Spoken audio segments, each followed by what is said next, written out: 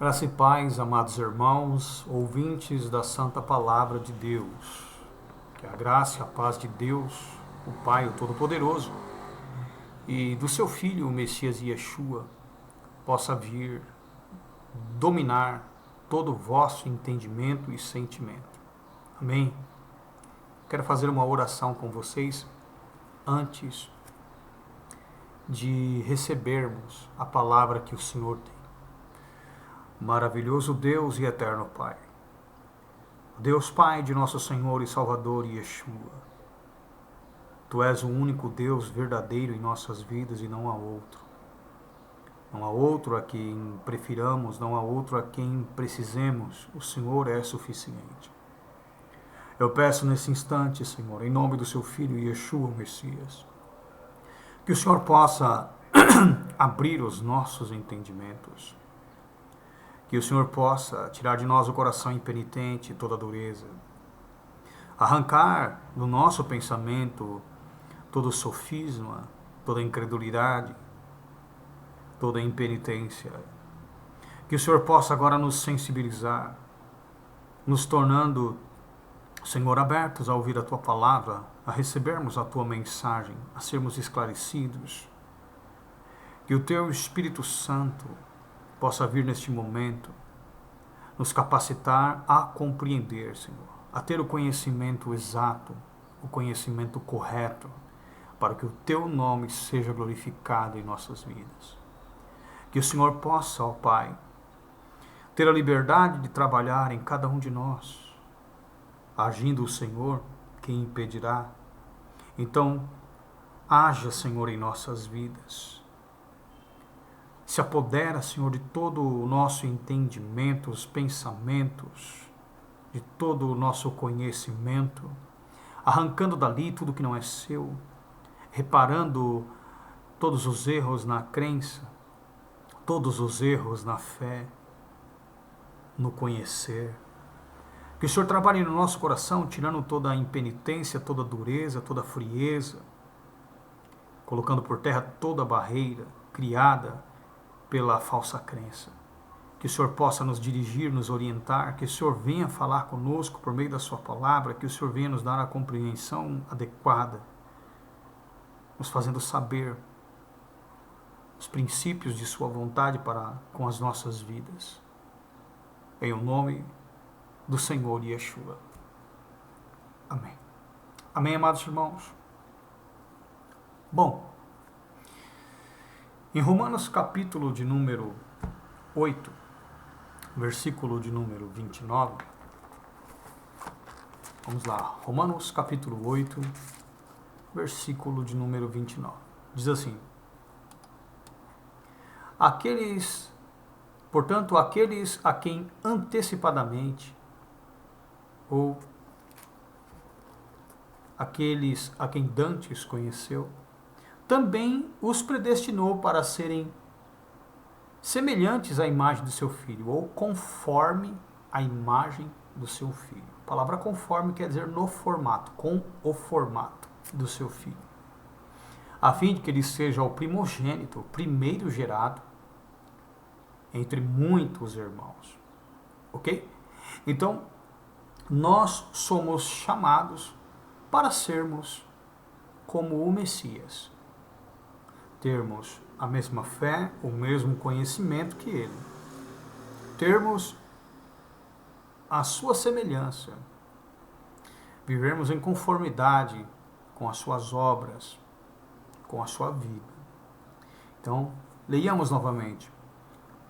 Porquanto aqueles que antecipadamente conheceu, também os predestinou, também. Por que também?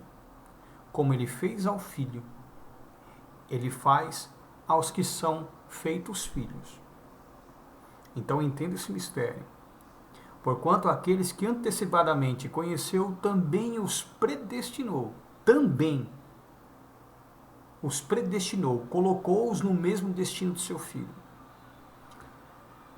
Porquanto aqueles que antecipadamente conheceu, também os predestinou para serem semelhantes ou conforme a imagem do seu Filho. Conformados ao padrão comportamental do seu filho. Porquanto aqueles que antecipadamente conheceu, também os predestinou para serem semelhantes ou conformes à imagem do seu filho, a fim de que ele, o filho, seja o primogênito, o primeiro gerado, dentre muitos irmãos. Agora olha só que interessante aqui o versículo de número 30. E aos que predestinou, olha só, e aos que predestinou, a estes também chamou. E aos que chamou, a estes igualmente justificou. E aos que justificou, a estes também glorificou. Sempre também. Esse também é comparado a quem? Ao Filho. A obra que Deus tem para fazer na minha e na sua vida é a mesma obra que Deus fez na vida do seu Filho. Entenderam isso? É a mesma obra. Nós somos chamados para ter como referência comportamental o Filho. Nós somos chamados para que as pessoas possam nos identificar com o Filho, ou como filhos de Deus. Nós não somos chamados para altos padrões comportamentais. Altos que eu digo no sentido de autônomos, pessoais, particulares. Nós somos chamados para um padrão já estabelecido. Nós não temos o direito, nem mesmo a liberdade, de querer estabelecer um outro padrão que não seja aquele que foi determinado por Deus. Um formato que já foi determinado por Deus. Nós somos chamados para sermos conformes com o formato do seu Filho, a sua semelhança. Entenderam isso? Não existe um outro padrão. Nós somos chamados para sermos filhos de Deus, conforme o seu Filho, o primogênito, Yeshua. Não conforme pastor A, B, apóstolo A, B, que tem criado padrões que não são bíblicos, que tem criado modelos comportamentais que não se assemelham, que não têm conformidade com o de Cristo, com o do Messias. E é isso que vocês têm que entender. Não existe modelo pessoal de igreja no que diz respeito à organização, à instituição religiosa. Já está determinado um modelo. Não existe outro modelo comportamental. Já temos um modelo comportamental determinado e esse modelo é o Messias. E vocês têm que entender como isso funciona para impedir com que o engano os possa de alguma maneira enredar. A maturidade está na estatura de Cristo. Se nós não alcançarmos a estatura de Cristo, nós não podemos pregar o Evangelho. Nós não podemos estar à frente da obra de Deus. É necessário que nós tenhamos a estatura do seu Filho. Deus nos chamou, oh aleluia, para sermos conformes à imagem do seu Filho. E isso é maravilhoso. Isso é o que importa. Este é o objetivo. Só que o sistema religioso, administrado por seus líderes, e quando eu digo sistema religioso, eu estou falando daquele que não é proveniente de Deus, porque eu não sou irreligioso, ok? Eu não sou irreligioso. Eu sou contra qualquer religião que seja oposta ou que esteja modificando o padrão da religião de Deus. Ok? Lembrando o seguinte, qual era a religião do Messias? O judaísmo. Não, ele não era. Não, ele era assim, ele era judeu. Ele era um rabino.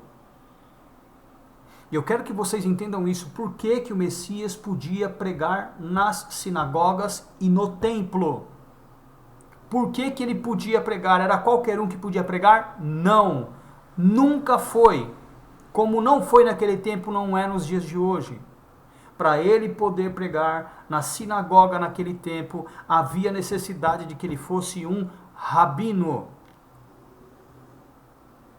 Entenderam isso? Por isso ele podia pregar no templo. Quando ele abriu o livro de Isaías e leu Isaías, vamos lá, Isaías 61.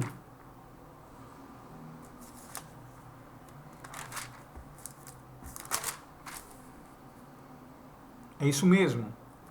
Quando lhe foi dado o livro e ele fez essa leitura, veja bem, na sinagoga assim as chamadas paraxás, que são as porções diárias da leitura onde trazem os estudos, as reflexões, ok? E sempre havia também as aberturas das reuniões. Então, tanto para fazer a abertura, né, quanto para fazer a leitura oficial, que era paraxá, havia uma escala. Então os rabinos, eles tinham uma escala, assim como os sacerdotes, para que no dia determinado, em determinada sinagoga, ele pudesse então fazer a leitura. E quando o Messias aquele dia entrou no templo para fazer a leitura, é porque era a escala dele, senão ele não poderia fazer a leitura da abertura. Entendam isso. Sabe como acontece nas igrejas que o pastor presidente, que assim ele é chamado pelos tais, ele chega para um indivíduo e fala, olha, presbítero fulano, né, que eles dão essas nomenclaturas, que eles não sabem o que é presbítero, bispo, eles misturam tudo, mas enfim, quando chega e fala, olha, presbítero fulano, pastor fulano, você vai fazer a abertura, tem uma escala, quem é que faz a abertura hoje? Hoje é fulano, tal dia é ciclano, tal dia é beltrano, tem uma escala, ok? Tem uma escala. Quem está na liderança sabe disso. E não era diferente na sinagoga. Havia uma escala para a abertura. E quem abria não era inferior ao preletor. Não, eram escalas. E naquele dia, na escala para a abertura da leitura, caiu no Messias. E veja bem, diferente de hoje, naquele tempo já haviam textos determinados. Por quê? O que eles vinham fazendo? Eles vinham fazendo a leitura desde a Torá. Eles iam lendo textos. Quando acabava, eles voltavam novamente. Ok? Ou então, eles entre si falavam, ó, vamos fazer a leitura de Yeshayahu, Yermiahu, Isaías, Jeremias, vamos fazer a leitura de Bereshit, Gênesis, Shemot, Êxodo. Vamos fazer as leituras. E eles escolhiam ali o livro para ler e a passagem e tal. Então havia já pré-determinada a passagem e a escala do Messias como que eu posso dizer, por direção divina, caiu justamente nessa leitura de Isaías 61, aonde ele disse, eis que o Espírito de Yahvé, do Senhor, ou Yahué, o soberano, está sobre mim, porque o Senhor me ungiu para anunciar a boa nova aos pobres, o evangelho aos pobres.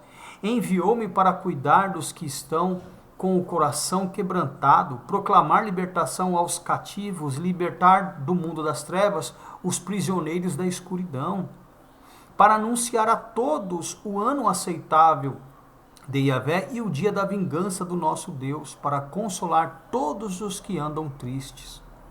Essa leitura que ele fez, mais especificamente, o versículo de número 1, ele disse, hoje se cumpriu isso. Hoje se cumpriu. Porque havia uma escala. Então, presta bem atenção. O Messias, ele era um rabino. É isso que eu quero que você entenda. Ele era um judeu. Não porque ele era da tribo de Judá, mas porque ele fazia parte da religião judaica. Ele era chamado de rabino. Presta bem atenção. Ele era chamado de rabino pelos escribas, pelos saduceus e pelos fariseus, porque ele era um fariseu, isso já foi confirmado historicamente. Ele era da academia de Hillel. Entenderam isso? Hillel foi pai de Gamaliel. Gamaliel foi mestre de Shaul, de Paulo. Então o Mashiach, o Messias, ele veio dessa escola. Ele foi formado. Sabe aquele momento que todos dizem, olha, dos 13 anos até os quase 30, ninguém sabe onde ele estava. Sabiam sim. Ele estava lá em Israel, no tempo em que ele foi fazer o seu bar mitzvah.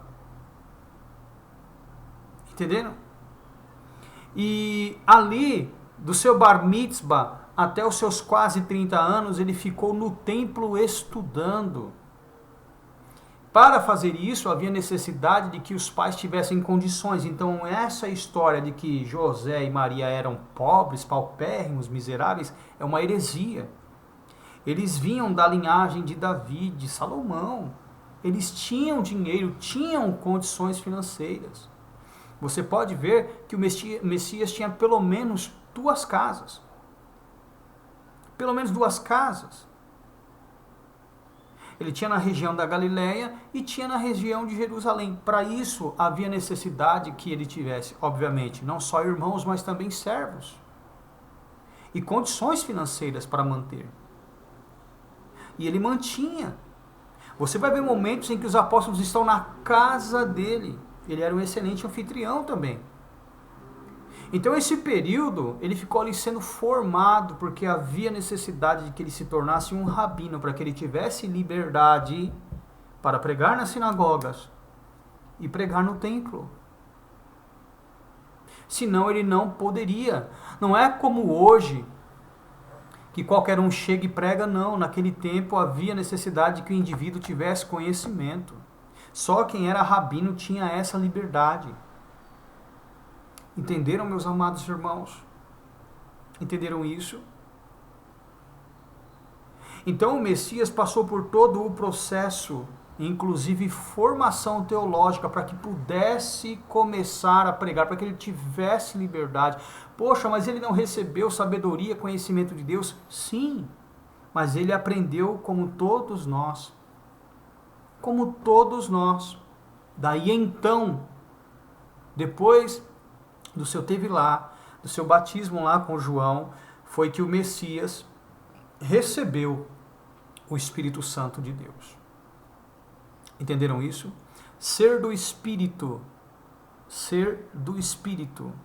ou gerado pelo Espírito, não é a mesma coisa de ter o Espírito, porque senão ele não teria recebido o Espírito Santo no momento em que ele foi batizado, ok?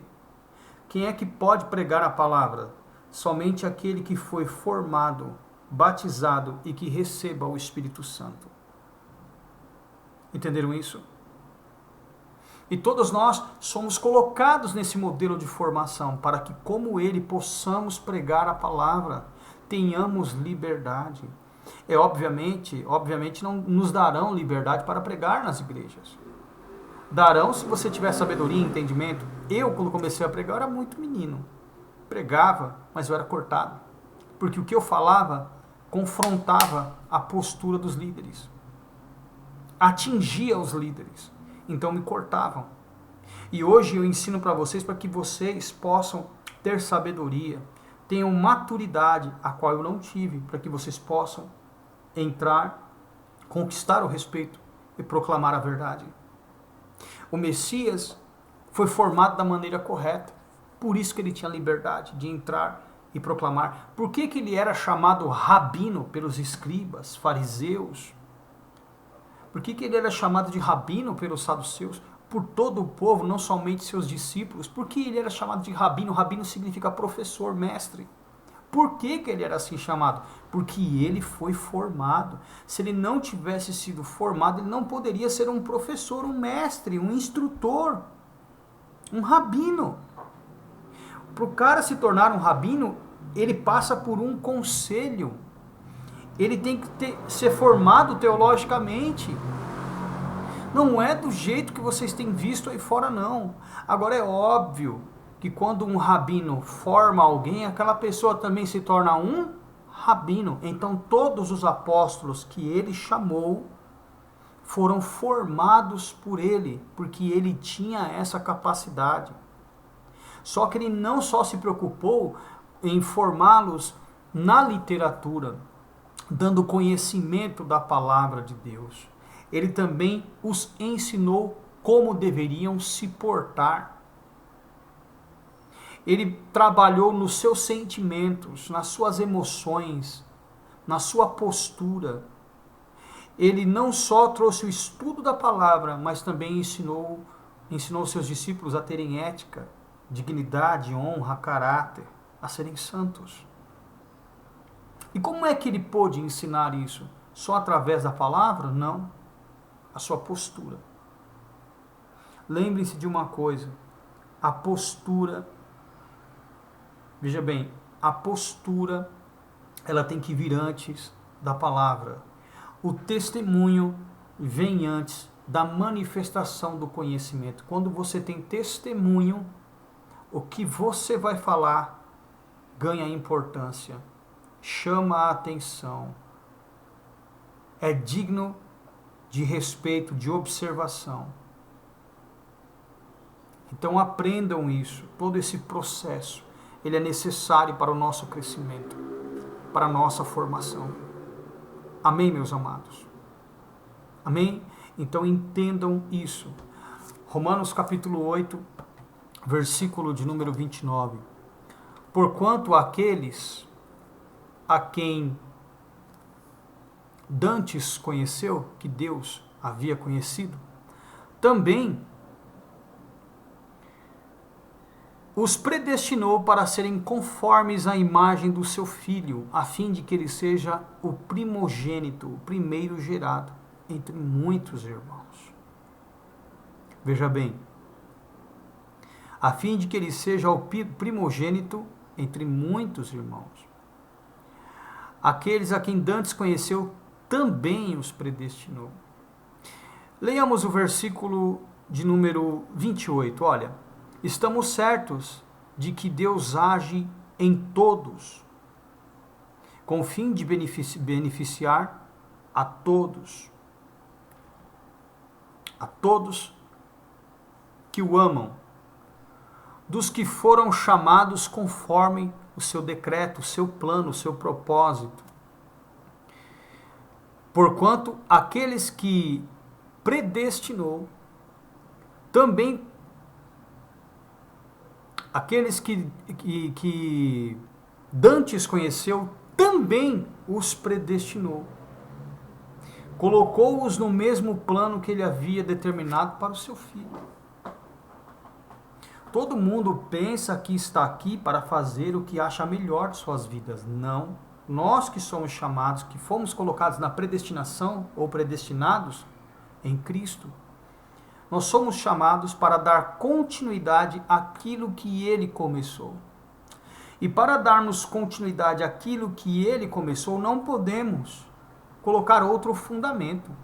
Não podemos estabelecer um outro modelo, seja comportamental ou religioso, no que diz respeito à instituição. Tudo tem que ser padronizado, porque nenhum dos seus discípulos alterou em absolutamente nada o propósito pelo qual foram chamados. Deus nos predestinou para sermos conforme seu Filho. Deus não nos chamou para sermos do jeito que nós achamos ou achávamos melhor. Estou com duas Bíblias aqui, a King James e a Revista Corrigida Pentecostal.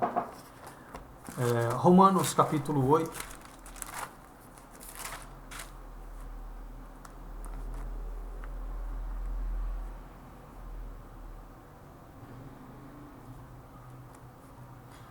Quero ler com vocês desde o versículo de número 26, para vocês entenderem como é maravilhoso isso. Olha, e da mesma maneira também o Espírito ajuda nas nossas fraquezas. E vocês vão entender como é que o Espírito ajuda nas nossas fraquezas.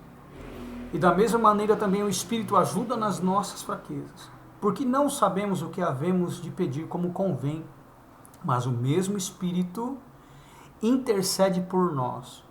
Não é que o Espírito Santo, presta bem atenção, não é que o Espírito Santo pedisse por nós a Deus, intercede por nós, é por nosso intermédio. Ele nos inspira como devemos pedir. O Espírito Santo nós sabemos que é o próprio Deus em nós, então Deus nos dá entendimento para que nós possamos nos dirigir a Ele, a fazermos a oração correta. Que coisa, hein?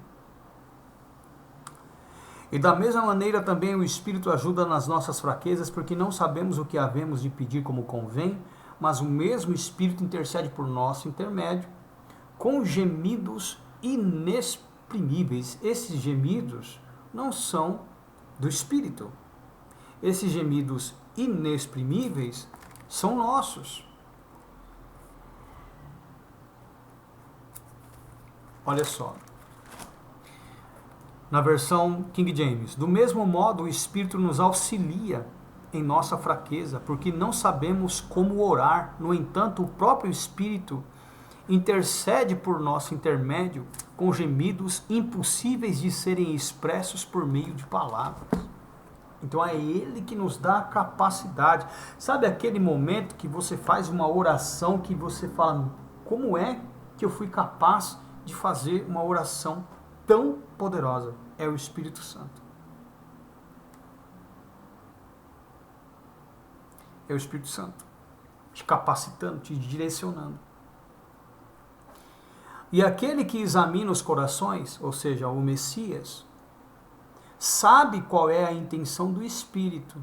E é ele, o Messias, que segundo Deus, olha que coisa, intercede pelos santos. E sabemos que todos contribuem juntamente para o bem daqueles que amam a Deus. Todos quem? O Messias e o Espírito contribuem juntamente para o bem daqueles que amam a Deus, daqueles que são chamados por seu propósito, seu plano, seu decreto.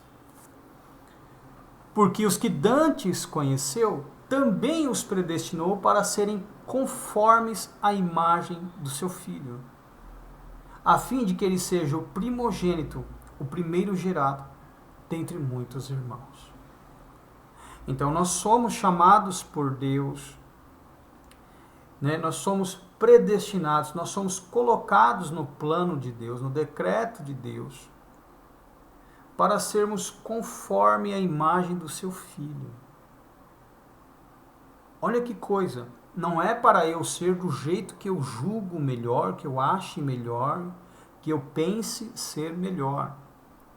É para que eu seja como Deus quer que eu seja. E Deus quer que eu seja como seu Filho. Olha que interessante, até as obras, o meu comportamento é de acordo com a vontade de Deus. Vou mostrar para vocês. Efésios, capítulo 2, versículo 10. Porque somos feitura sua, criados em Yeshua, o Messias, para as boas obras. Então nós somos criados no Messias, ou seja, conforme ele, no modelo dele, para as boas obras, as quais Deus preparou para que andássemos nelas.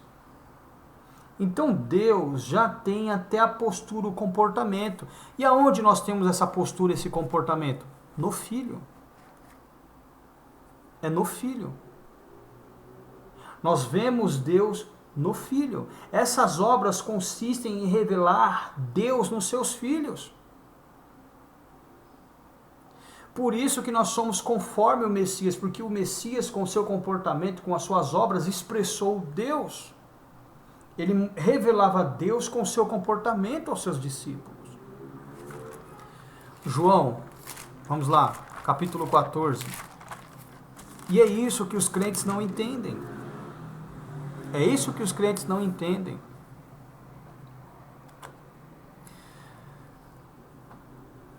Yohanan, João, capítulo 14, a partir do versículo 7.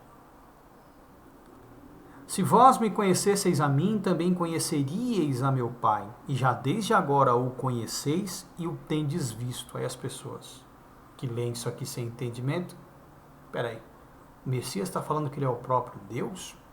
Vamos dar continuidade. Filipe lhe perguntou: Senhor, mostra-nos o Pai, o que nos basta. Respondeu-lhe Yeshua: Estou há tanto tempo convosco que não me tendes conhecido, Filipe. Né? Aqueles que não têm entendimento, que são ansiosos, né, em dar suas próprias interpretações, atribuem ao Messias a divindade procurada por Filipe, né, o conhecimento de quem era o Pai. Aí o Messias explica: quem vê a mim, vê o Pai. Como dizes tu, mostra-nos o Pai? Aí agora, né, eu quero te explicar isso aqui. Quem vê a mim, vê o Pai. Hebreus, capítulo 1.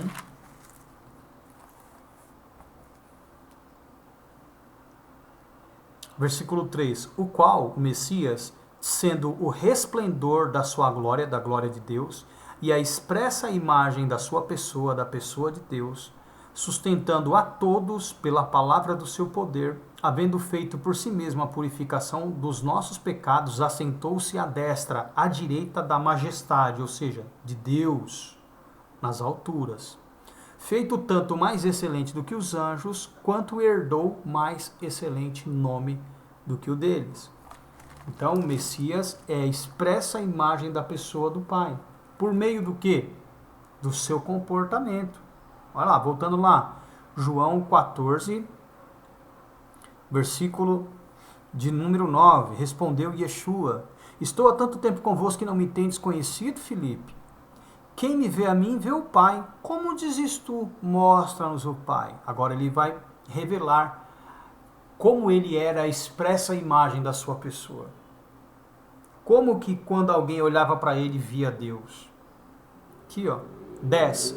Não crês tu que eu estou no Pai e que o Pai está em mim? As palavras que eu vos digo, não as digo de mim mesmo. Olha só. Mas o Pai que está em mim é quem faz? É quem faz as obras.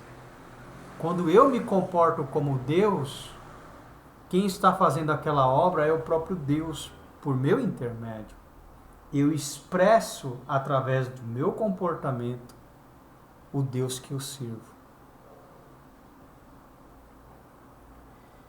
Versículo 11. Crede-me que estou no Pai, e o Pai em mim. Crede ao menos por causa das mesmas obras. A prova de que Deus está em nós é quando nós nos comportamos como Deus. É quando nós temos as suas obras. Quando Deus se revela através do nosso comportamento ao público, ao mundo. E no versículo 12, o Messias diz que os apóstolos fariam a mesma coisa. Versículo 12. Na verdade vos digo que aquele que crê em mim, olha, que acredita que por meio das obras eu revelo o Pai, que quando olha para mim e vê o comportamento de Deus expresso, o Deus que eles procuram, na verdade vos digo que aquele que crê em mim também fará as obras que eu faço. Olha que coisa. Que obras? Aquelas que revelavam a Deus. Aquelas que provavam que Deus estava nele, que ele expressava a Deus com o seu comportamento. Na verdade, vos digo que aquele que crê em mim também fará as obras que eu faço, e as fará maiores do que estas. Olha só, porque eu vou para o meu Pai. Maior aqui no sentido de não serem só, né? Quando as pessoas olham, pensam que seriam milagres superiores. Não, é no sentido de quantidade, porque ele teve um tempo determinado entre nós, certo? Mas nós continuaremos aqui, seus apóstolos continuaram aqui. Então eles tiveram muito mais tempo para apresentar a Deus, por meio do seu comportamento e das suas obras, à humanidade. E hoje essa é a nossa missão. Nós estamos continuando esse plano de Deus. Nós estamos ainda neste propósito, porque fomos predestinados, assim como eles, somos também para levar Deus através do nosso comportamento. Por isso que lá em Romanos capítulo 8, versículo de número 29, nós lemos que aos que dantes conheceu, também os predestinou para serem conformes à imagem do seu Filho. Porque quando nós temos a imagem do Filho, nós temos a imagem de quem? Quem vê a mim, vê o Pai. Por isso, voltando lá, Romanos 8, versículo de número 29. Porque os que dantes conheceu, também os predestinou. Olha só, também os predestinou. O que significa também os predestinou? Nos colocou no mesmo destino do Filho. Mesmo destino. O mesmo propósito que Deus realizou através do seu Filho, Ele há de realizar por nosso intermédio. Porque os que dantes conheceu, também os predestinou para serem conformes à imagem do seu Filho. Conforme quer dizer conformado, modelado. Então o padrão é o Messias. Se ele, por meio das suas obras, expressou Deus, se quem olhava para ele via Deus, as pessoas ao olharem para nós têm que enxergar Deus também. Tem que ser Deus a expressão das nossas obras.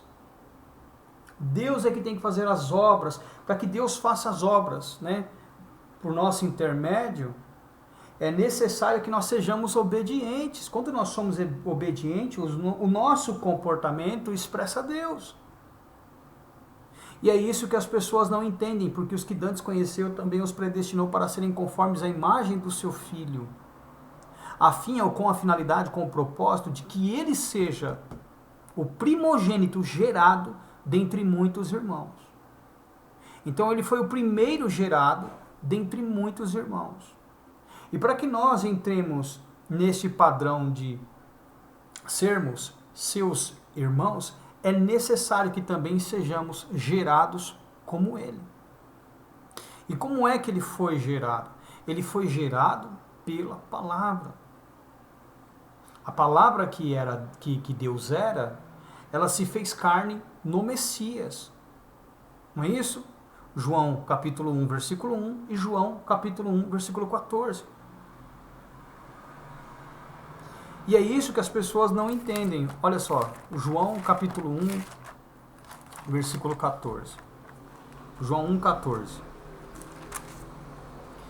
E a palavra se fez carne e habitou entre nós, e vimos a sua glória como a glória do unigênito. Até então, ele era o único gerado do Pai, cheio de graça e de verdade. Até aquele momento, no começo do seu ministério, ele era o único gerado pelo Pai. Mas depois, como nós lemos em Romanos 8, 29, ele já era apresentado como o quê? Como primogênito, primeiro gerado. De único, ele passou a primeiro gerado. De unigênito a primogênito. Por que ele passou de unigênito para primogênito? Porque a todos quantos o receberam, João capítulo 1, versículo 12. Mas a todos quantos o receberam, deu-lhes o poder de serem feitos filhos de Deus, aos que creem no seu nome. Então, quando nós o recebemos como Messias, como Salvador, como sacrifício de Deus pelo nosso pecado, ele nos dá o poder para nós sermos feitos filhos de Deus. E quando nós nos tornamos filhos de Deus, ele deixa a condição de unigênito e passa para primogênito. Quando os apóstolos creram e o receberam como tal, como Messias, ele deixou a condição de unigênito, único gerado por Deus, para primogênito, primeiro gerado dentre muitos irmãos. Entenderam? E agora, qual é esse poder? Qual é esse poder que ele deu para que as pessoas fossem geradas, para que as pessoas pudessem ser feitas filhas de Deus. Qual foi esse poder? Lembra que nós lemos em João 1,14? E a palavra se fez carne e habitou entre nós, e vimos a sua glória, a glória como do unigênito do Pai. Vamos para o batismo. Mateus capítulo de número 3. Nós corrigiremos ali um erro de tradução, né? Mateus capítulo de número 3. O batismo do Messias.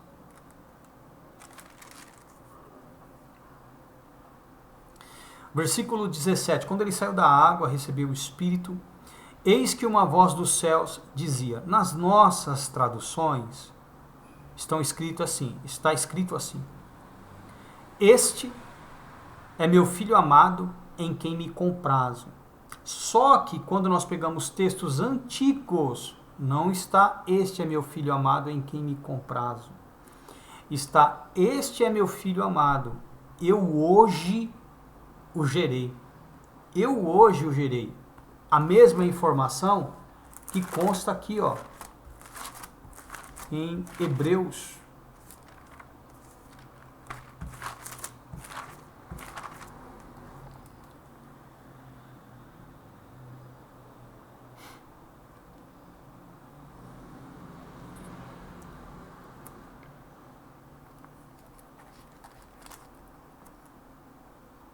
Versículo 5.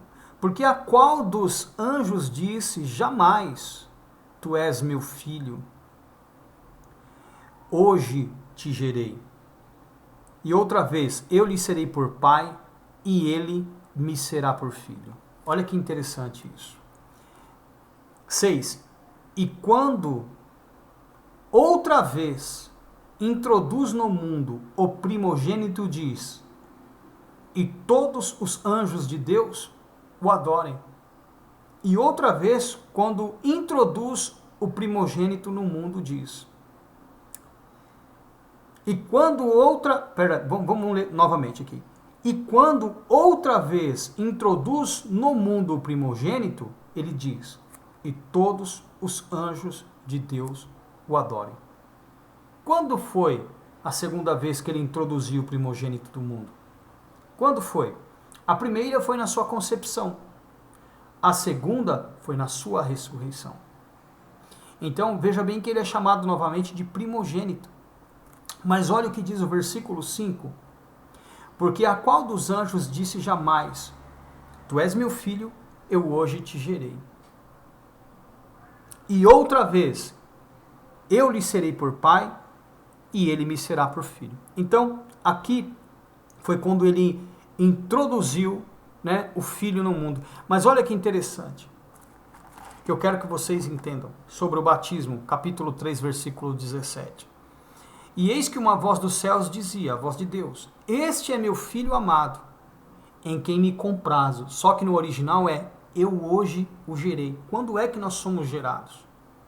Quando é que nós somos gerados? Quando? Quando nós nascemos no batismo. Por isso que houve a necessidade que o Messias fosse batizado. Porque ali naquele momento, ele recebeu o Espírito de Deus. Ele nasceu das águas e do Espírito. João, capítulo de número 3. Vamos lá. João, capítulo de número 3. Versículo 3. E Yeshua respondeu e disse-lhe, na verdade te digo que aquele que não nascer de novo não pode ver o reino de Deus. No que consiste esse novo nascimento? 5. Na verdade te digo que aquele que não nascer da água, batismo nas águas, e do Espírito, receber o Espírito Santo, o batismo com o Espírito Santo, não pode entrar no reino de Deus. Não pode entrar no reino de Deus. O Messias, ele não só foi batizado nas águas, mas ele também foi no Espírito. Então todos nós, no mesmo processo, devemos viver. Foi ali que ele foi gerado. Ok? Ali ele foi gerado. Só que teve todo um processo Ele passou os seus 13 anos de idade ali do Bar Mitzvah até os seus quase 30 anos aprendendo, sendo ensinado, se formando teologicamente, se tornando um rabino, alguém preparado para pregar a palavra de Deus. Entenderam isso? Se nós não formos preparados, nós não podemos pregar. Tem muitos homens que vaidosamente se intitulam, ou foram intitulados pastores, apóstolos, profetas, etc, etc, etc. E não são. Por que não são? Porque não foram formados. Entenderam isso? Não foram formados, não foram preparados. Até o Messias precisou dessa formação. Só que esses homens vaidosamente acham que são. O Messias foi predestinado. Os que são chamados são predestinados. Agora eu pergunto, será que todos são? Se são, por que se portam diferente? Porque não se portam igual, se este é o modelo determinado.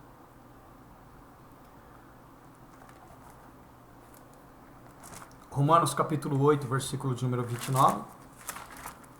Porquanto aos que dantes conheceu, também os predestinou para serem conformes à imagem do seu Filho, a fim de que, ou com a finalidade de que ele seja o quê? O primogênito, o primeiro gerado dentre muitos irmãos. Se nós não formos colocados nesse padrão de formação, nós não podemos ser discípulos. Se nós não somos discípulos, nós não somos como ele. Entenderam? Aí nós vamos lá novamente para Efésios, capítulo 4. Efésios 4, a partir do versículo de número 11. Por aqui você já descobre se os tais líderes que aí estão foram ou não levantados por Deus. Foi o Messias que os escolheu? Se não foi o Messias, então eles não foram levantados por Deus. Vamos lá. Efésios 4:11. E ele mesmo, ele quem? O Messias. Deu uns para apóstolos, e outros para profetas, e outros para evangelistas, e outros para pastores e doutores. O que ele queria com isso? Qual era o propósito de dar esses dons ministeriais?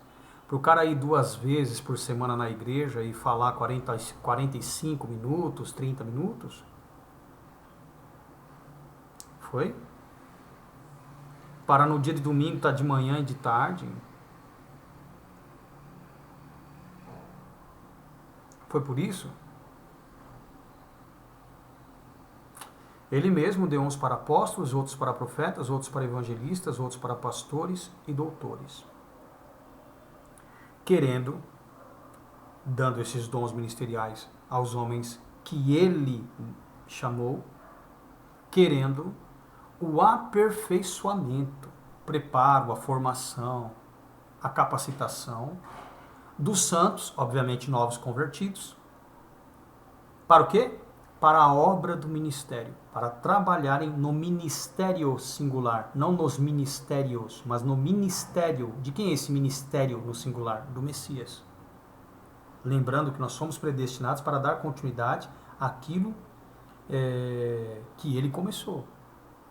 Nós somos chamados para dar continuidade a isso. Então, aqueles que o Senhor chamou e deu esses dons ministeriais, receberam a capacitação de formar, de aperfeiçoar, de preparar os santos para o desempenho dessa obra, para trabalharem no ministério. Para a edificação do corpo do Messias. Logo, a priori, o corpo do Messias não é edificado em quantidade de pessoas, mas sim em capacitação, formação, preparo dos santos para que eles possam trabalhar no ministério. Esse é o crescimento mais importante, não a quantidade. Hoje nós vemos lugares aí com quantidade, mas liderados por pessoas totalmente incapazes, imaturas, despreparadas, sem a formação adequada, sem o aperfeiçoamento necessário. Porque nunca tiveram apóstolos, profetas, evangelistas, pastores e mestres escolhidos, dados pelo Senhor para os formar. Por isso que eles são um fracasso e pensam que estão tendo sucesso por terem um rebanho gigantesco. Mas, na verdade, é um rebanho composto por pessoas leigas, porque são liderados por pessoas leigas, vaidosas, soberbas, que pensam que são, por talvez poucas experiências ou por vaidade do seu coração. E a prova de que não são está na limitação que tem no que diz respeito ao trato e também ao conhecimento. Como que pode uma pessoa que está num lugar sendo apacentada por alguém que é de Deus, passar 1, 2, 3, 4, 10, 15, 20, 30, 50, 70 anos morrerem sem conhecimento bíblico adequado, sem o entendimento correto, sem expressarem Deus com o seu comportamento, sem serem conformes à semelhança de Cristo? Como pode? Cadê a expressão de um salvo por meio do seu comportamento? Cadê a expressão de Deus através das obras dos tais? Cadê Deus na vida deles? Continuam sendo soberbos, arrogantes, presunçosos, prepotentes, mentirosos, fornicários, enganadores, adúlteros, violentos, agressivos, egoístas, antipáticos, condenadores, ajuizadores e leigos, indoutos, negligentes. Como pode? E o pior é que vocês dão valor a essas pessoas. Vocês investem no ministério aonde os líderes são assim.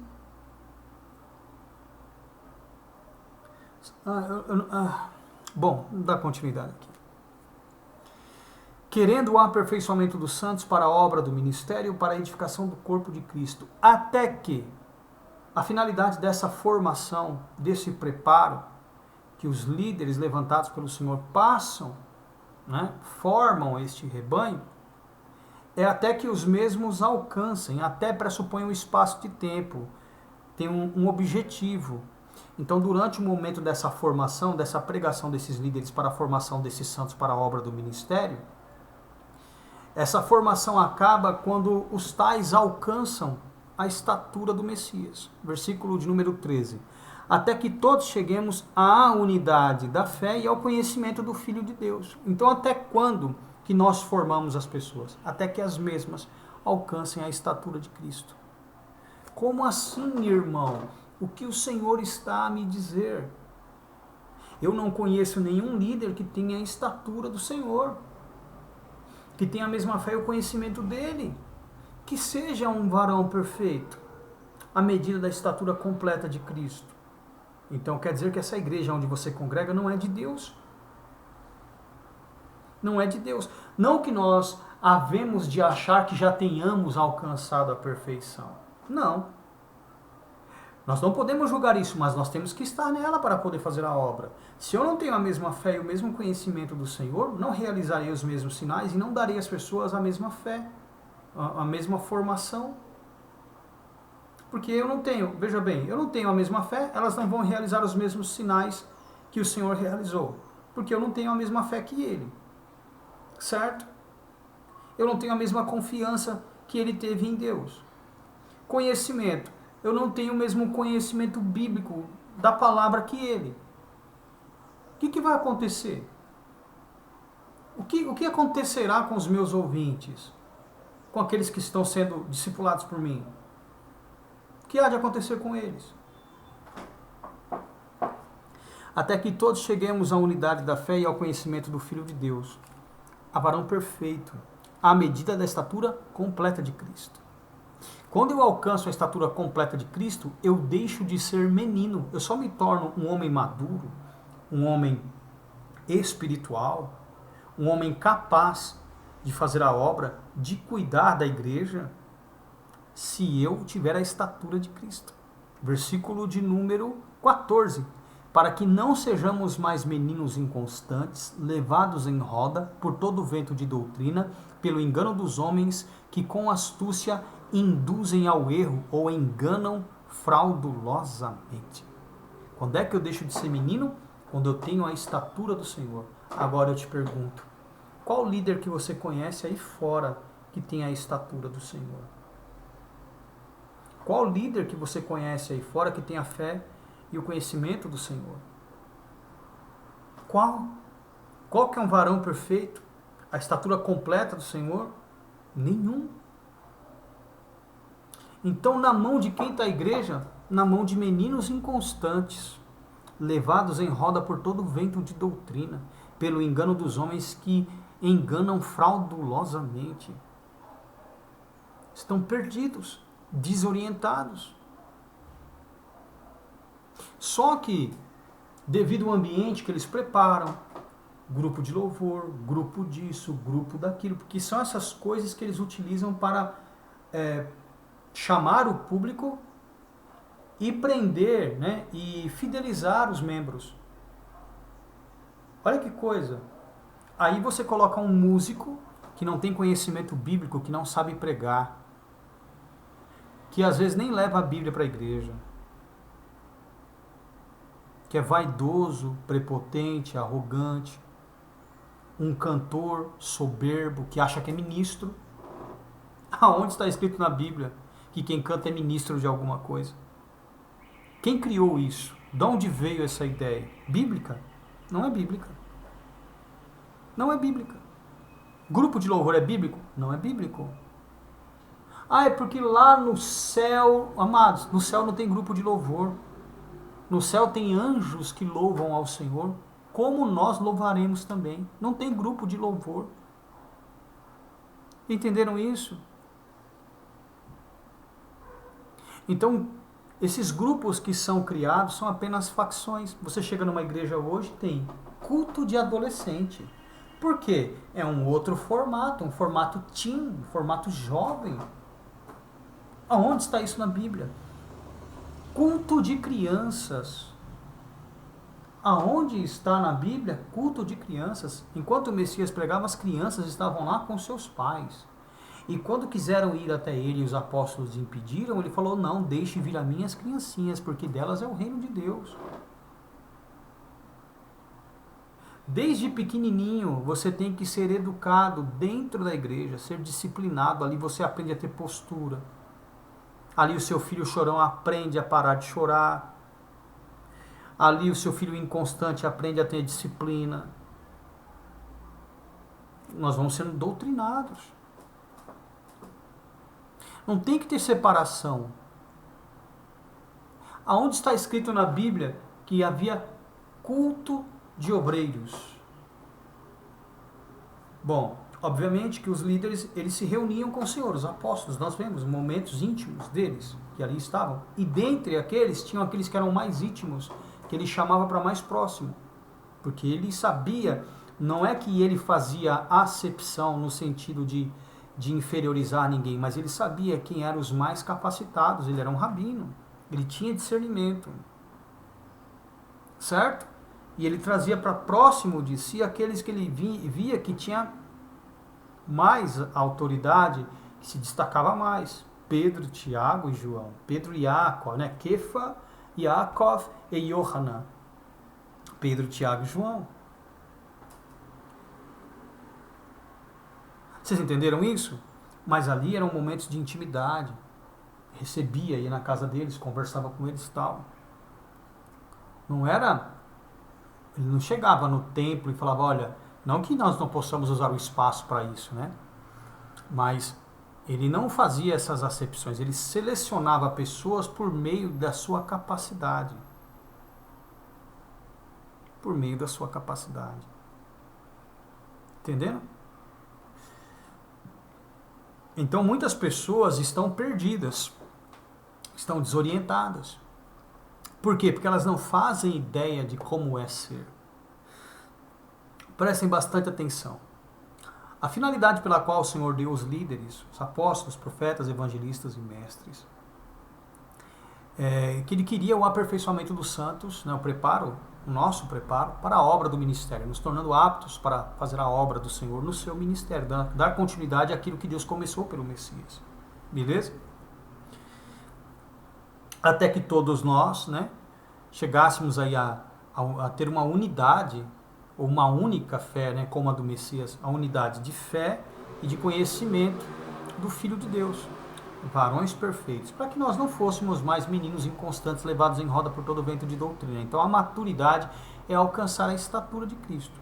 Obviamente que não podemos nos envaidecer julgando ter alcançado, né? Como Paulo explica em Filipenses, olha.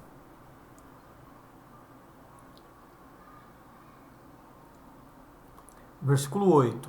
E na verdade tenham também por perda todas as coisas, ou tudo, pela excelência do conhecimento do Messias Yeshua, meu Senhor, pelo qual sofri a perda de tudo isto, e considero como esterco, como fezes, para que possa ganhar o Messias. E seja achado nele, no Messias, não tendo a minha justiça que vem da lei, mas a que vem pela fé no Messias, a saber, a justiça que vem de Deus pela fé, para conhecê-lo e a virtude da sua ressurreição e a comunicação de suas aflições, veja bem, para conhecê-lo e a virtude da sua ressurreição e a comunicação das suas aflições, ou seja, ter o mesmo sofrimento que ele, passar pelas mesmas aflições, sendo feito conforme a sua morte, ou seja, sendo gerado conforme a morte do Messias, no sacrifício dele na cruz, para ver se de alguma maneira eu possa chegar à ressurreição dos mortos.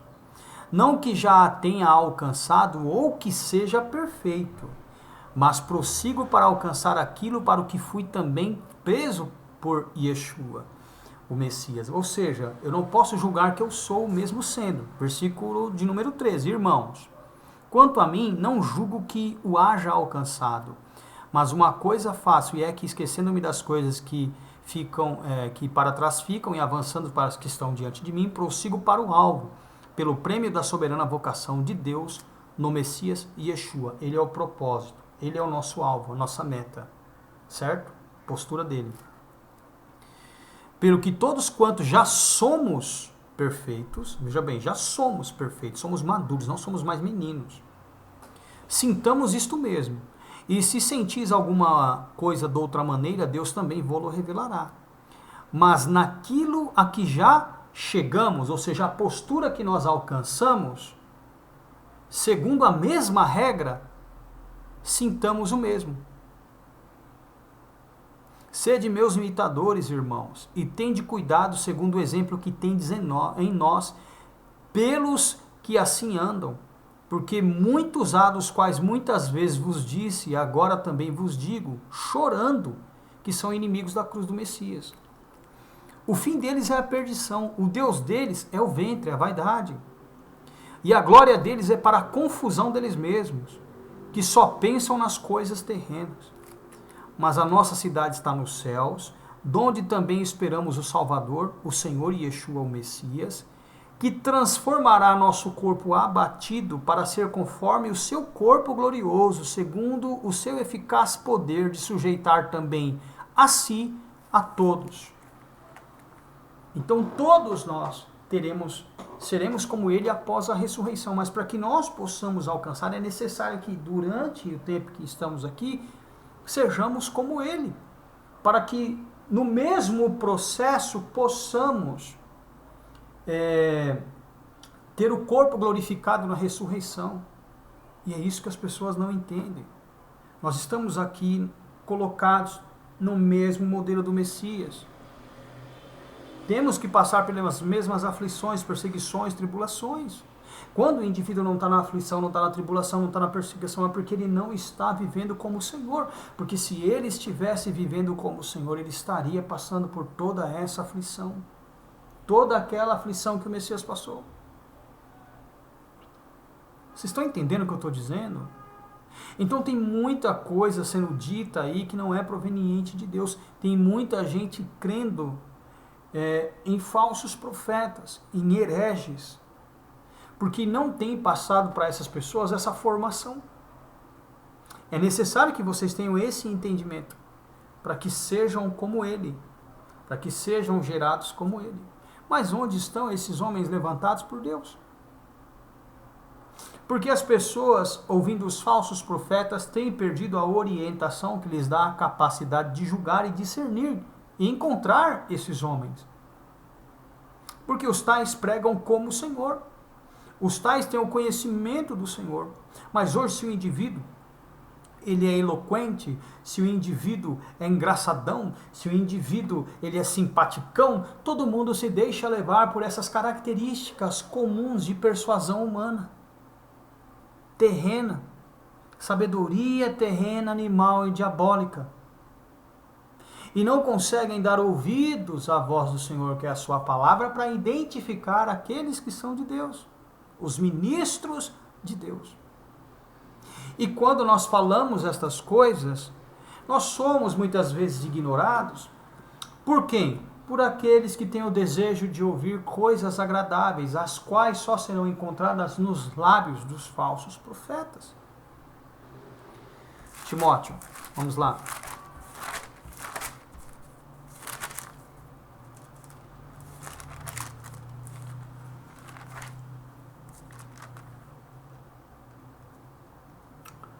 Primeira Timóteo, capítulo 4, versículos de número 1 e 2. Mas o Espírito Santo, expressamente diz que nos últimos tempos, os quais nós temos vivido, apostatarão alguns da fé. O que é apostatar? Abandonar. Tá? Voltar atrás. Crer de outra maneira que não seja aquela determinada pelo Senhor e pelos seus apóstolos. Muitos já entraram na apostasia, nem apostataram, já estão na apostasia, na crença totalmente diferente daquela determinada pelo Senhor. Inclusive o próprio Paulo em Gálatas capítulo 1, é isso mesmo, Gálatas 1, olha, versículo 6, maravilho-me de que tão depressa passasseis daquele que vos chamou a graça de Cristo para outro evangelho, o qual evangelho não é outro, mas há alguns que vos inquietam e querem transtornar, modificar o evangelho de Cristo. Então as pessoas já estão na apostasia, crendo na modificação da interpretação do evangelho. Mas, ainda que nós mesmos ou um anjo do céu vos anuncie outro evangelho além do que já vos tenho anunciado, seja maldito. Assim como já vos dissemos, agora de novo vos digo, se alguém vos anunciar outro evangelho além do que já recebeste, seja maldito esse evangelho. 10. Porque persuado eu agora aos homens ou a Deus? Eu procuro convencer os homens ou a Deus? Obviamente são os homens. Ou procuro agradar a Deus? Ou procuro agradar os homens? Obviamente que é a Deus. Se estivesse ainda agradando os homens, não seria servo de Cristo. Entenderam, meus amados irmãos? Quando nós pregamos coisas para agradar, nós somos falsos profetas. Não somos servos de Cristo. Não estamos agradando a Deus, estamos agradando aos homens. 1 Timóteo 4, versículo 1. Mas o Espírito expressamente diz que nos últimos tempos apostatarão alguns da fé, dando ouvidos a espíritos, entendimentos que saem da boca dos pregadores. Espíritos enganadores e doutrinas de demônios. Veja bem, esses espíritos enganadores, a formação espiritual que leva o indivíduo a pregar o engano, só engana quem é menino. Efésios, capítulo 4, lembra? Versículo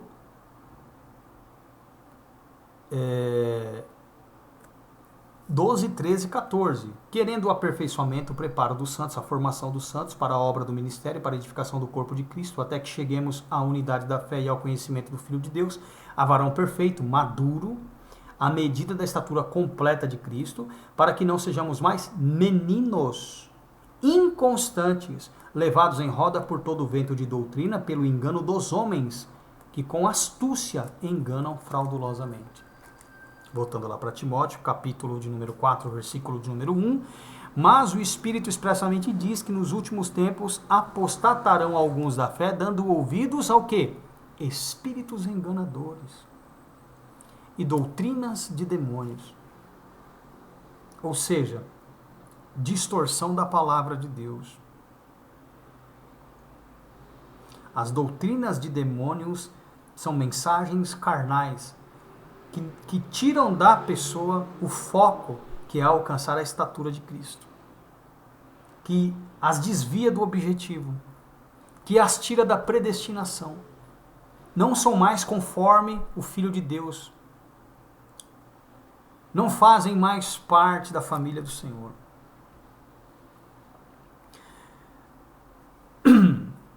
Mas o Espírito expressamente diz que nos últimos tempos apostatarão alguns da fé, dando ouvidos a espíritos enganadores e a doutrinas de demônios, pela hipocrisia de homens que falam mentiras, tendo cauterizado a sua própria consciência.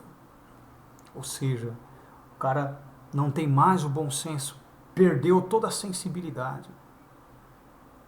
Pois é. 2 Timóteo, capítulo 3. Sabe, porém, isto, que nos últimos dias sobrevirão tempos trabalhosos, porque haverá homens amantes de si mesmos, avarentos, presunçosos, soberbos, blasfemos, desobedientes a pais e mães, ingratos e profanos, sem afeto natural, irreconciliáveis, caluniadores, incontinentes, sem afeto natural. O que é o afeto natural? É a atração por mulher e a mulher por homem. Irreconciliáveis, perderam a salvação. Caluniadores, incontinentes, descontrolados sexualmente. Cruéis, sem amor para com os bons. Traidores, obstinados, orgulhosos, mais amigos dos deleites do que amigos de Deus, tendo aparência de piedade, aparência de alguém que é crente, que pratica o evangelho, mas negando a eficácia dela. Destes, o que pede aí? Afasta-te. Destes, afasta-te. Agora vamos continuar. Porque deste número são os que se introduzem pelas casas e levam cativas mulheres nécias, carregadas de pecados e levadas de várias concupiscências. Esses caras têm em suas companhias mulheres que têm atrações físicas por eles, cheias de desejo, e muitas adulteram, fornicam com eles. Que aprendem sempre, olha só, porque deste número são os que se introduzem pelas casas e levam cativas mulheres nécias, carregadas de pecados e levadas de várias concupiscências, que aprendem sempre e nunca podem chegar ao conhecimento da verdade.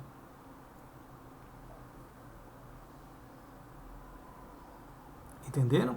Então nós não podemos viver na companhia desse tipo de líder. Olha só. Capítulo 4 agora. A partir do versículo 1. Paulo pede a Timóteo: Conjuro-te, pois, diante de Deus e do Senhor Yeshua, o Messias, que há de julgar os vivos e os mortos na sua vinda e no seu reino, que pregues a palavra,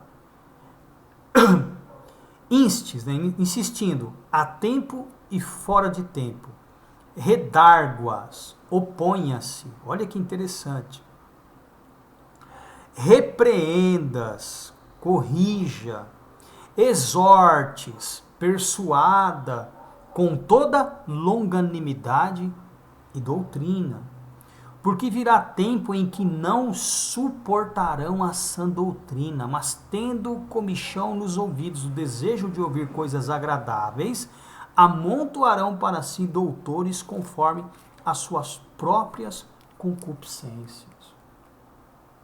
E desviarão os ouvidos da verdade, voltando às fábulas, ao papinho furado, aos contos do vigário, as historinhas, mentirinhas que eles contam para atrair o público. Mas quem é que é enredado por tudo isso? O menino. O menino inconstante, o menino que é negligente. O menino não tem a formação adequada, não é formado, não é preparado para ser como o Senhor. O menino, ele é levado por essas pregações aí. O menino está lutando para ser santo, lutando para ser santo, lutando para ser santo, lutando para ser santo. se afastando de todos aqueles que vivem no erro, e de repente chega um falso profeta, um enganador, um pregador do diabo, e começa a iludi-lo com as concupiscências da carne, e faz com que ele volte a ser o que ele era, prometendo para eles liberdade, sendo eles mesmos escravos da mentira. Olha só, vamos lá para Pedro, 2 Pedro. 2 Pedro, a partir do versículo, capítulo 2, a partir do versículo 17. Estes pregadores são fontes sem água, nuvens levadas pela força do vento, para os quais a escuridão das trevas eternamente se reserva. Porque falando coisas muito arrogantes, de vaidades, engodam, seduzem com as suas concupiscências da carne e com dissoluções aqueles que se estavam afastando dos que andam no erro. Olha só, quem são as vítimas? Quem são as vítimas? São aqueles que estão no aprendizado, que estão se afastando dos que andam errado, pelo conhecimento do Senhor e Salvador que eles têm recebido. Mas aí surge o falso profeta no meio desse trajeto, no meio desta formação.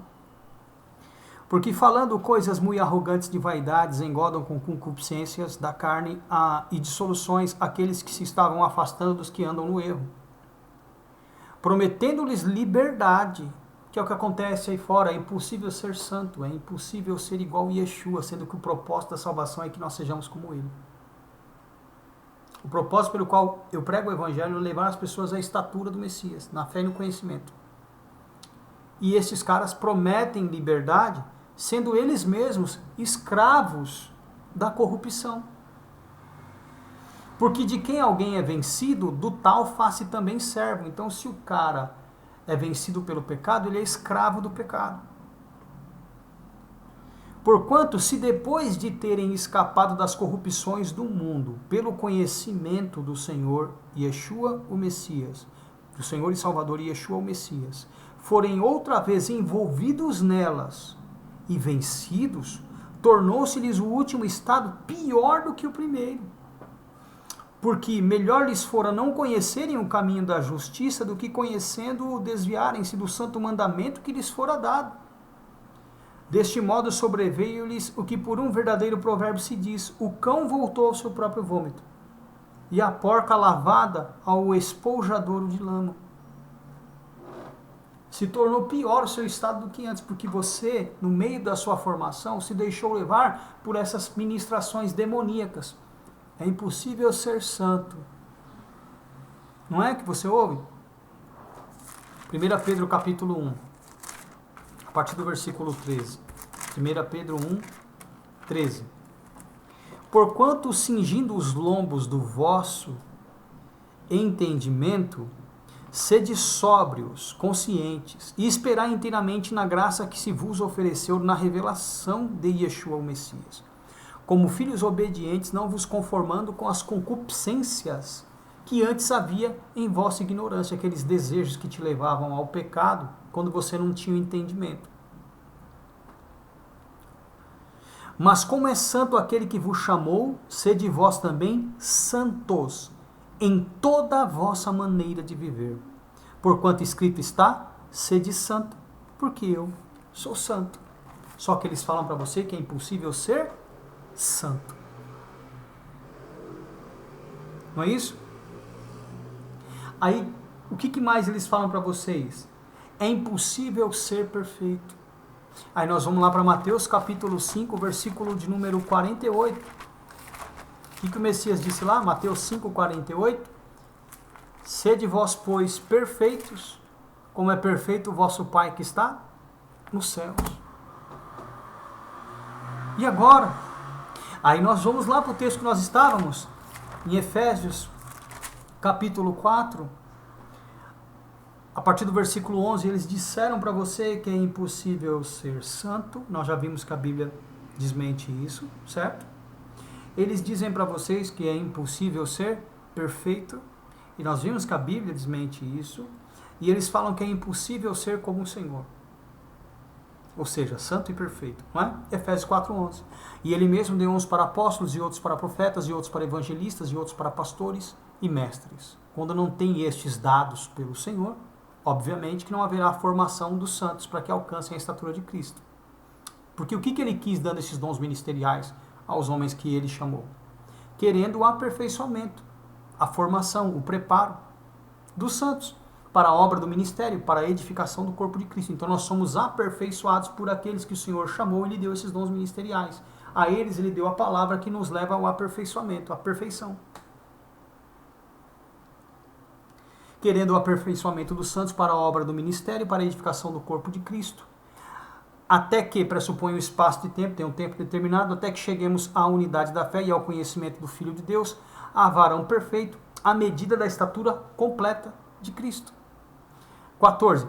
Para que não sejamos mais meninos inconstantes, levados em roda por todo vento de doutrina, pelo engano dos homens que com astúcia enganam fraudulosamente. Então, é possível ser perfeito. Certo? É possível ser perfeito.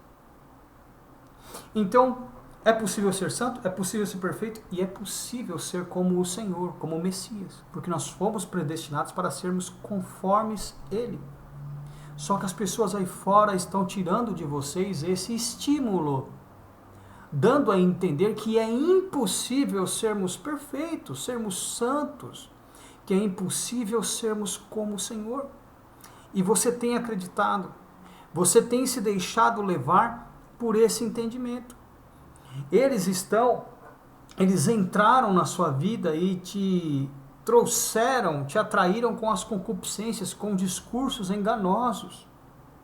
Mas quem que eles enganam? Pessoas que têm comichão nos ouvidos, desejo de ouvir coisas agradáveis. Pessoas que não suportam o Evangelho, não suportam a sã doutrina.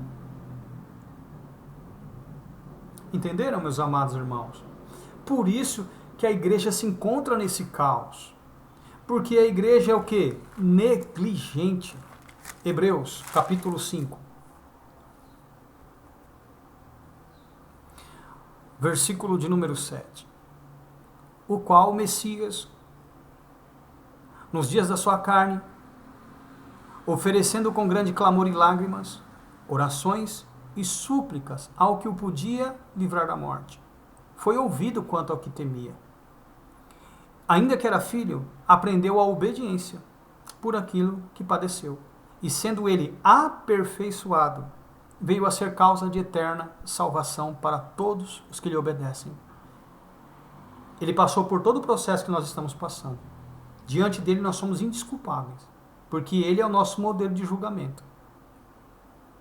Naquele dia, quando você chegar diante de Deus e falar, eu não consegui porque eu não sou como ele, ele vai estar lá. Como eu como? Como eu como? Eu encarnei desprovido de qualquer atributo, condição que me tornasse superior a qualquer um de vocês. Fui obediente por todo o processo de existência humana e obediente até a morte de cruz. Eu só ressuscitei porque eu abandonei, aliás, eu não pequei, né? No caso dele não pecou, e nós estamos no processo de abandonar para que então possamos viver como ele viveu, para que então possamos alcançar a ressurreição dentre os mortos. Por isso que nós temos mais tempo aqui, né?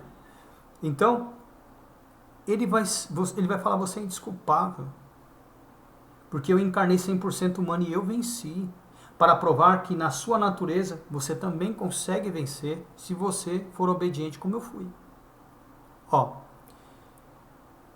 E sendo ele aperfeiçoado, veio a ser causa de eterna salvação para todos os que lhe obedecem, que seguem seu exemplo.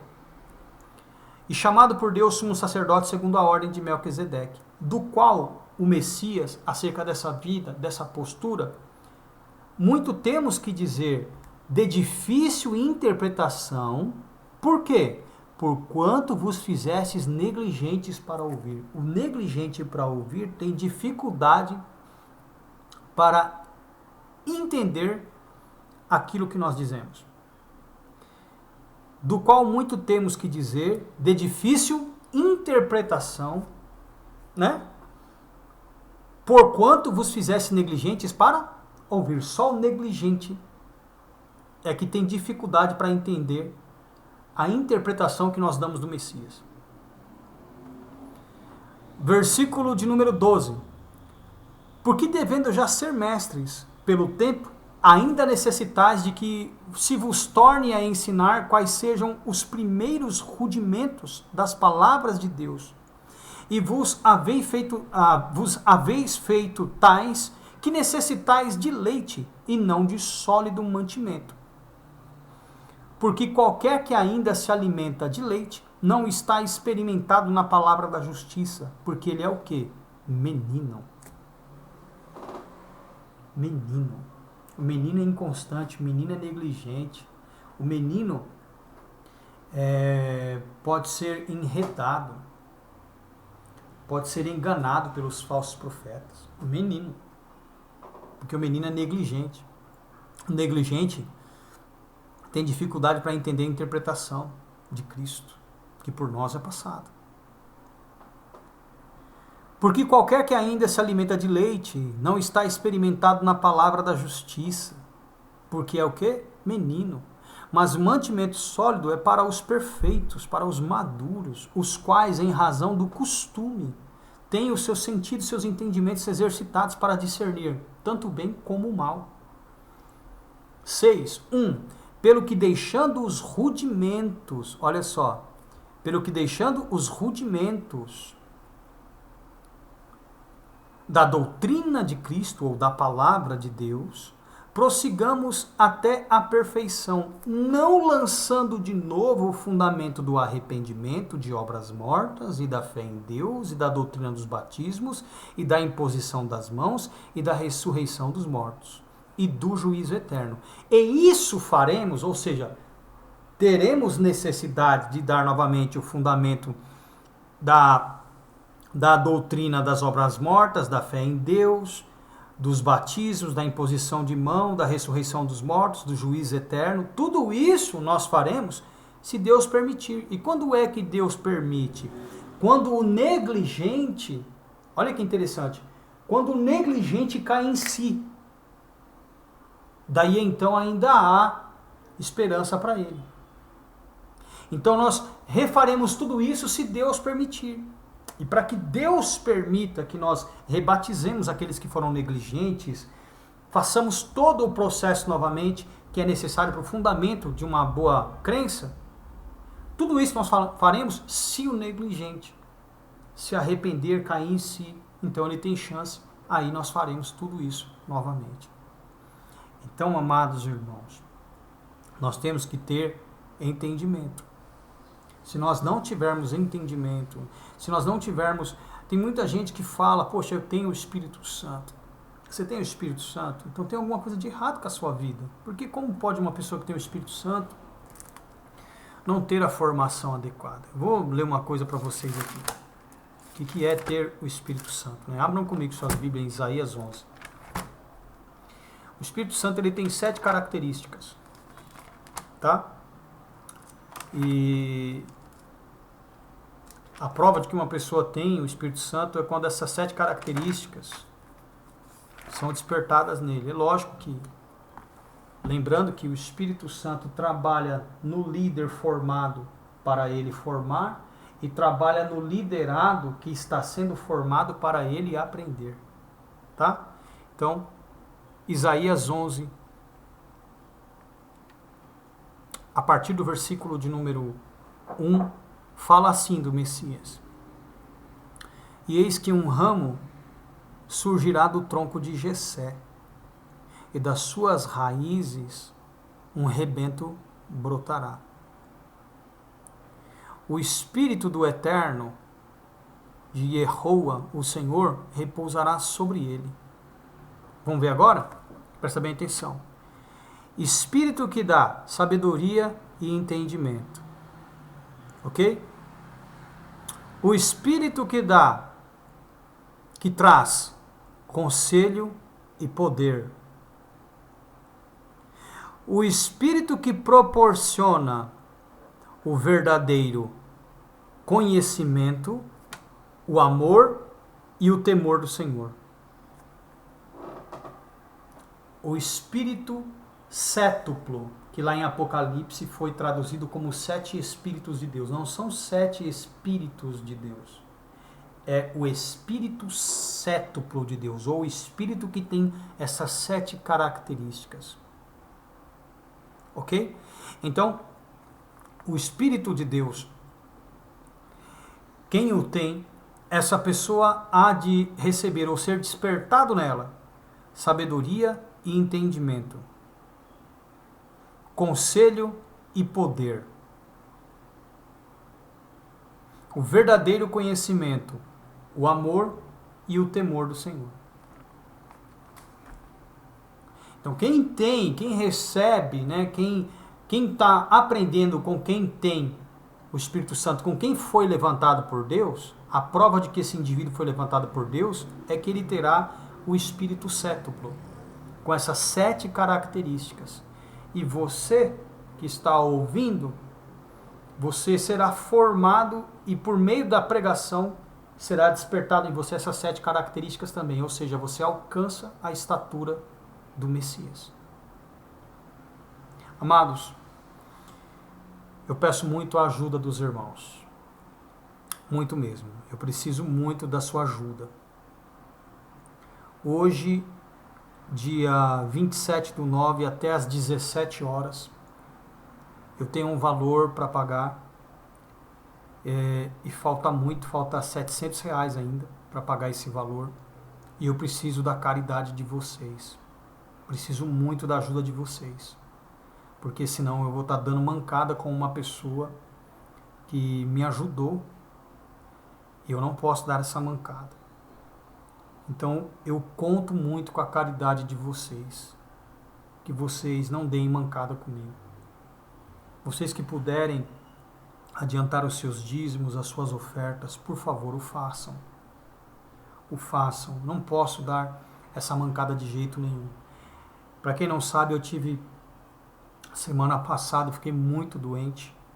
E essa semana, por infortúnio, o que me aconteceu? Essa semana, na verdade, tem 3 dias, 4 dias mais ou menos isso.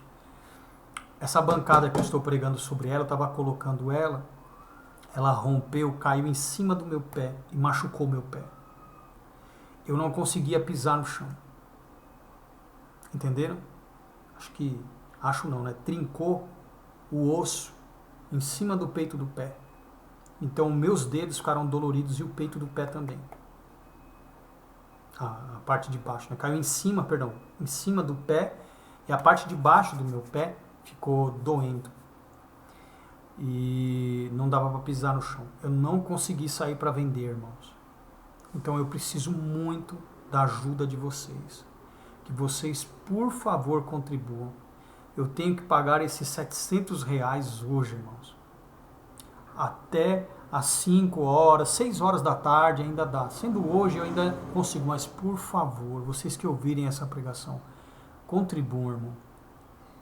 Eu não tenho absolutamente nada, irmão. Tenho, acho que R$28, meus irmãos. Estou com a sacola ali cheia de pano que eu não consegui sair para vender nas ruas hoje, que eu vendo de porta em porta.